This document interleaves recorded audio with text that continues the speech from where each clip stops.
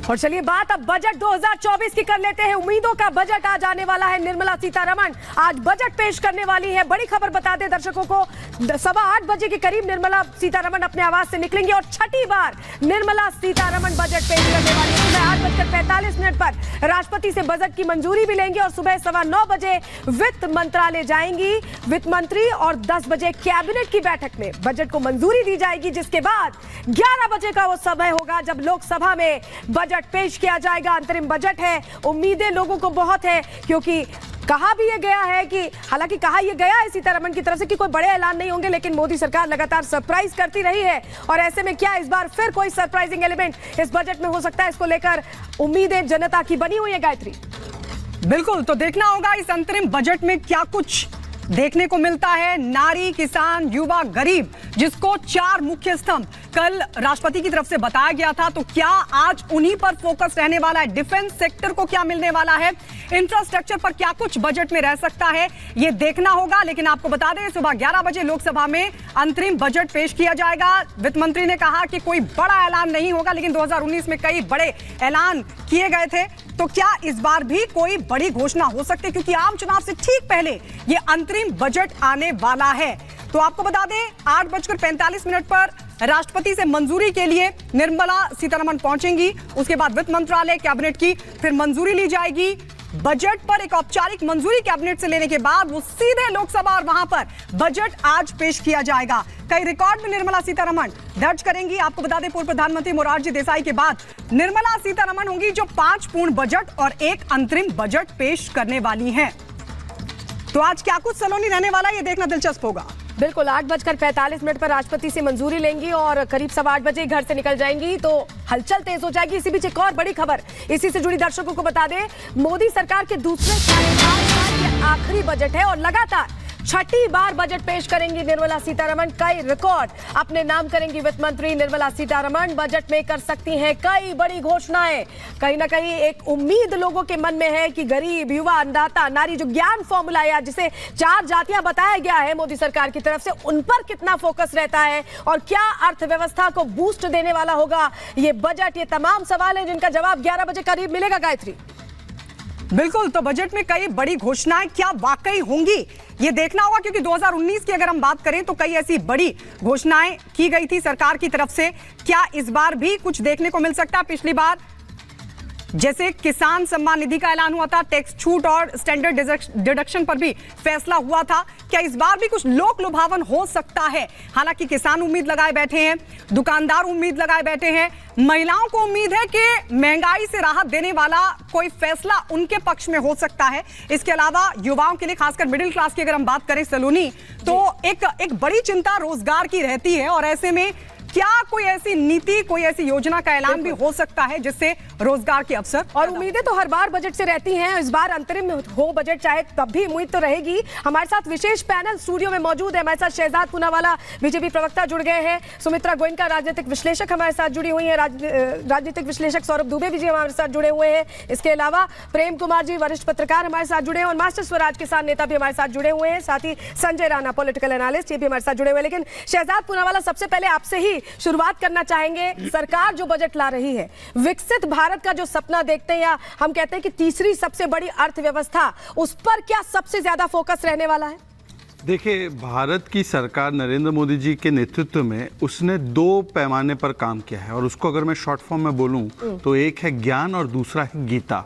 अब कुछ सेकुलरवादियों के कान जलने लगेंगे, पर गीता का मतलब है ग्रोथ, इंफ्रास्ट्रक्चर, टेक्नोलॉजी और आत्मनिर्भरता। ग्रोथ के लिहाज से देखेंगे तो हमारी अर्थव्यवस्था 10वें से 5वें स्थान पर, अब 30वें स्थान पर जाने वाली है। फास्टेस्ट ग्रोइंग लार्जेस्ट इकोनॉमी बन चुकी है। इंफ्रास्ट्रक्चर में देखें तो 10 लाख करोड़ का निवेश आज कैपेक्स एक्सपेंडिचर में किया जा रहा है। आपको एक उदाहरण देता हूं कि 25,000 करोड़ प्रतिवर्ष हम लोग हाईवेज पे खर्च करते थे, आज 2 लाख 2.5 लाख करोड़ हम खर्च करते हैं।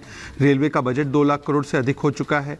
जिस प्रकार से 70 एयरपोर्ट बन चुके हैं, जिस प्रकार से दुगने रफ्तार से हाईवे बन रहे हैं, टेक्नोलॉजी तो डिजिटल इंफ्रास्ट्रक्चर जिस प्रकार से बना है, 300 रुपया प्रति जीबी का 1 जीबी आता था, आज 9 रुपया हो चुका है, क्योंकि 350 किलोमीटर जो ब्रॉडबैंड ऑप्टिकल फाइबर नेटवर्क था 6 लाख किलोमीटर में तब्दील हो चुका है। लेकिन शहजाद, ये तो राष्ट्रपति ने अपने अभिभाषण में बता ही दिया है। हाँ, मैं आ रहा हूँ। हाँ, मैं आपको बात करिए। मैं आपको बता रहा हूँ, थोड़ा सा धीरज रखना पड़ेगा, ये बजट का डिस्कशन है।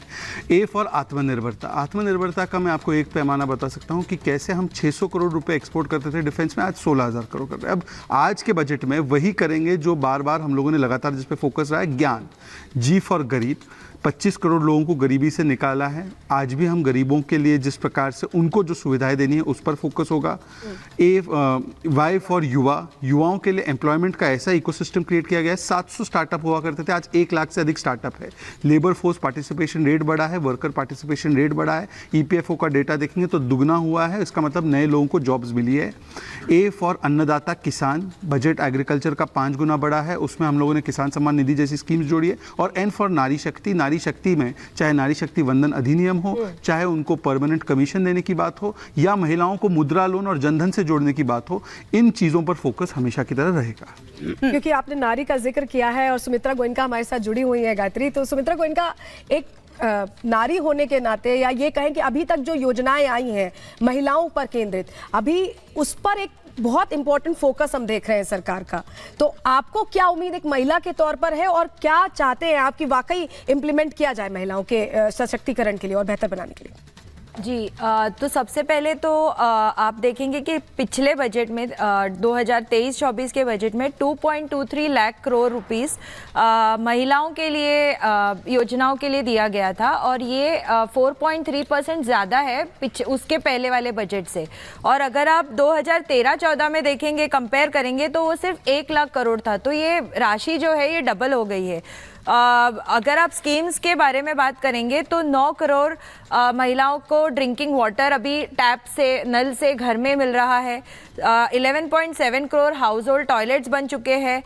डीबीटी ट्रांसफर्स महिलाओं के अकाउंट में जा रहे हैं। और जनधन योजना में मेरे ख्याल से 56% महिलाओं के खाते हैं। उज्ज्वला योजना में ऑलमोस्ट 9.6 करोड़ महिलाओं को गैस मिल चुका है उज्ज्वला योजना में।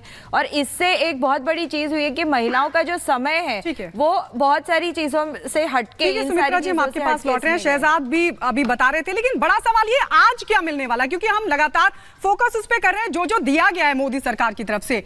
बहुत सारे लोगों को बहुत सारी उम्मीदें हैं। हम सीधे रुक लेते हैं, हमारी सहयोगी मीनाक्षी इस वक्त हमारे साथ जुड़ रही हैं। मीनाक्षी, आप जरा बताइए, क्योंकि आपने भी मीनाक्षी हमारे साथ नहीं है, हम लौटेंगे आपके पास। हमारे साथ दीपेश भी लगातार बने हुए। दीपेश, सबसे पहले बताइए वहां से क्या तस्वीरें इस वक्त आ रही हैं?